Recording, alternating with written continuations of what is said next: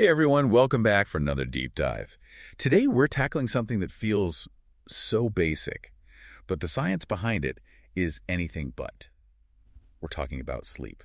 And you know what's fascinating about sleep is that it seems so passive, right? Totally. Like we're just lying there. But the science of it reveals just how active it really is and how crucial it is for our brains and bodies.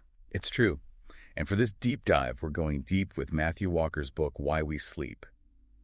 And he uncovers some seriously mind-blowing insights.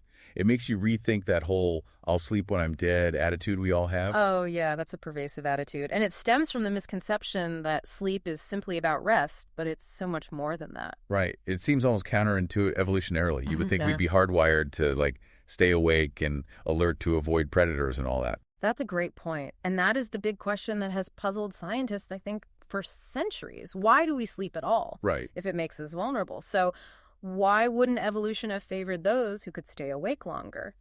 Well, the answer lies in understanding that sleep is not just about resting our bodies, but it's about our brains working overtime. Okay, so let's talk about those brain benefits. Dr. Walker really breaks down the science behind different sleep stages. And that sounds kind of basic at first, Yeah, but there's a lot going on there. there is. So we don't just fall asleep and wake up. We cycle through these distinct stages of sleep throughout the night: NREM and REM sleep. And each stage has its own unique brainwave activity patterns and purposes. So it's like our brain is shifting gears and tackling different tasks. Precisely. So you enter NREM sleep first, and that's where you gradually progress from light sleep to this deep, slow wave sleep. Think of it like descending a staircase into deeper and deeper levels of slumber.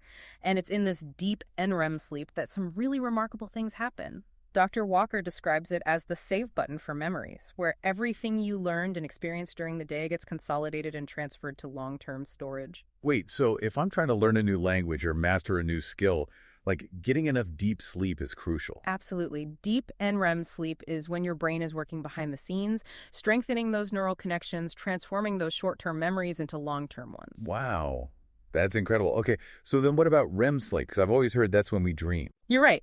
REM sleep is when those vivid dreams occur. And it's a fascinating stage where our brains are almost as active as they are when we're awake. What? Yet our bodies are completely still, almost paralyzed. And researchers believe this is a protective mechanism that prevents us from acting out our dreams. Which, yeah, good thing with some of the crazy dreams I have. But wow, that is amazing. So our brains are working overtime, processing emotions, consolidating memories, all while we're sound asleep. And just like with nutritional deficiencies, an imbalance in these sleep stages has consequences. If you're only getting bits of light sleep and not enough deep NREM or REM sleep, it's like trying to survive on a diet of only potato chips. You might get some energy, but you're missing out on the essential nutrients. That's a great analogy. And it makes me wonder, what are the consequences of not getting that balanced sleep diet? What happens when we start racking up that sleep debt? That's a crucial question, and one that Dr. Walker addresses extensively in his book. You see, we tend to think of sleep deprivation as just feeling tired, right? Yeah. But its effects run much deeper than that. So we've established that skimping on sleep, it's like running our brains on fumes. But how does this actually play out? What are the real effects we might be missing? Well, just think about how groggy and out of it you feel after a night of bad sleep. It's not just about feeling tired, like you said, but your cognitive function, it actually takes a nosedive. Dr. Walker says that being awake for 19 hours straight impairs your cognitive function to the same extent as being legally drunk. 19 hours. Yeah. That's so easy to rack up. Oh my gosh.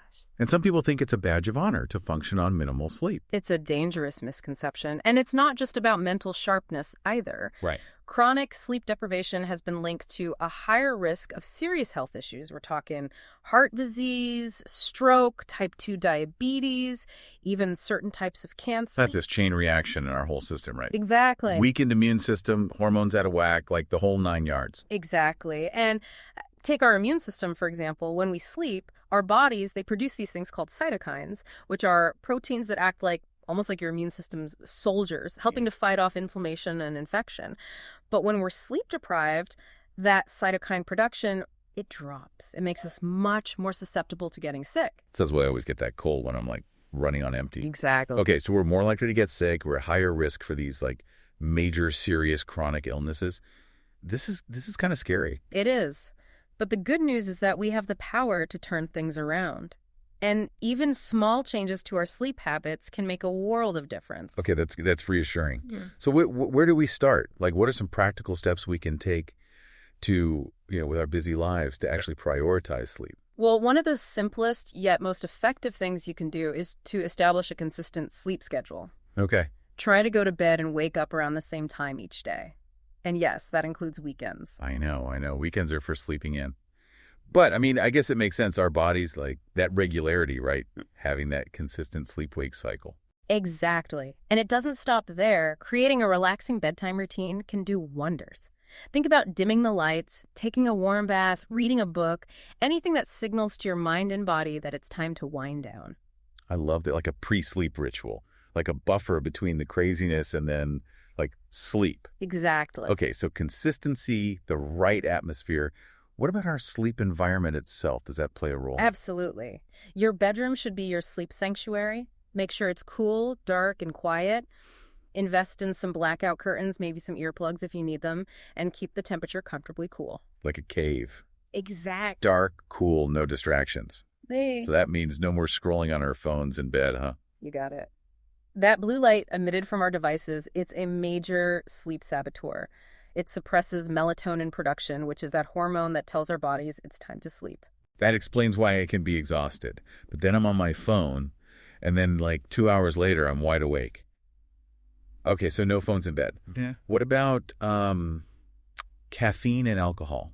Because I know that afternoon coffee can sometimes, is that okay? Well, that afternoon coffee might seem harmless enough, but caffeine can actually linger in your system for hours, making it harder to fall asleep later on. And what about alcohol? I know it makes you sleepy, but is it actually good for sleep?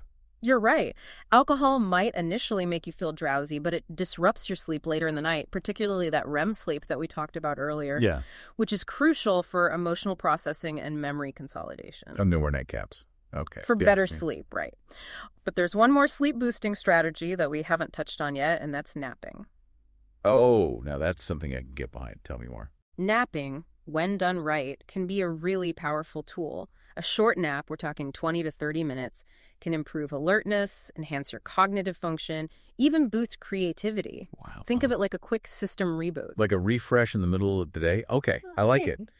But what about people who struggle with more serious sleep issues, like insomnia? Like, are these lifestyle changes enough? Yeah, that's a good question. What about those of us who are like, no matter what we do, we're staring at the ceiling at 2 a.m? Yeah, well, while those lifestyle changes are a great foundation for improving sleep, for those with chronic insomnia, it's often not enough. And that's where something like cognitive behavioral therapy for insomnia, or CBTI, can be incredibly effective. CBTI, okay. Yep. I'm not familiar with that. What is that? So CBTI, it focuses on identifying and changing the thoughts and behaviors that contribute to insomnia. So it's like retraining your brain to associate your bed with sleep rather than with like anxiety or wakefulness. So instead of just masking the problem with like sleep aids, which we know can have their own issues, it's about actually getting to the root of those sleepless nights. Exactly. It's a more sustainable long-term solution.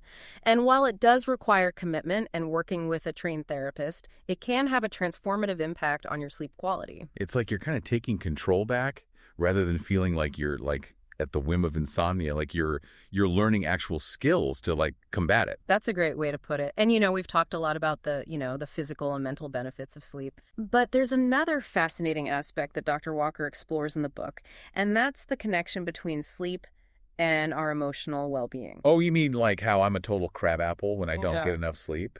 Yeah, I'd say there's a connection there. Right. So it turns out that sleep, particularly REM sleep, acts like overnight therapy, helping us process emotions, reduce the sting of difficult experiences. So think of it as your brain's way of kind of decompressing, making sense of the day's emotional ups and downs. So when we're sleep deprived, we're not only messing with our physical health and mental clarity, but we're also like impacting our ability to process emotions well. Exactly. Sleep deprivation, it can make us more reactive to negative stimuli, more likely to experience those mood swings, and even more susceptible to anxiety and depression in the long run. Wow. It's like we're losing that buffer that helps us, deal with all the normal stressors of life. And then suddenly everything just feels overwhelming. Exactly. And on the flip side, when we prioritize sleep, We're essentially investing in our emotional resilience. Hmm. So we're better equipped to handle stress, navigate those challenging situations, maintain a more balanced emotional state overall.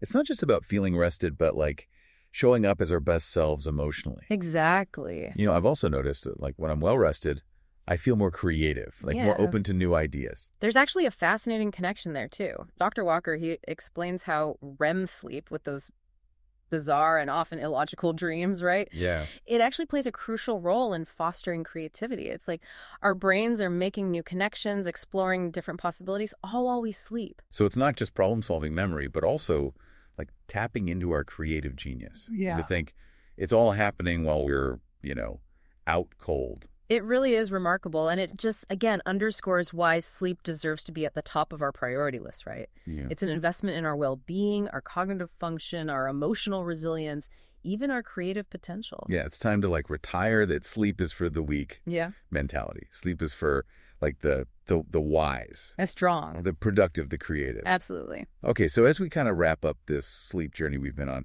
what's the one thing, the key takeaway you want our listeners to walk away with today? I think the biggest takeaway here is that sleep is not a luxury. It is a fundamental human need. It's absolutely crucial for living that healthier, happier, and more fulfilling life. And it's time we started treating it that way. I love it. We've explored the science, the benefits, the challenges, even some solutions, for getting better sleep. And now it's time to take action, right? Absolutely. Even small changes can make a big difference. So I encourage everyone listening to take a moment, just ask yourselves, what's one step I can take today to prioritize my sleep? What a powerful question. And on that note, we will leave you to ponder that. Thank you so much for joining us for this deep dive into the fascinating world of sleep. Absolutely. Until next time, sleep well.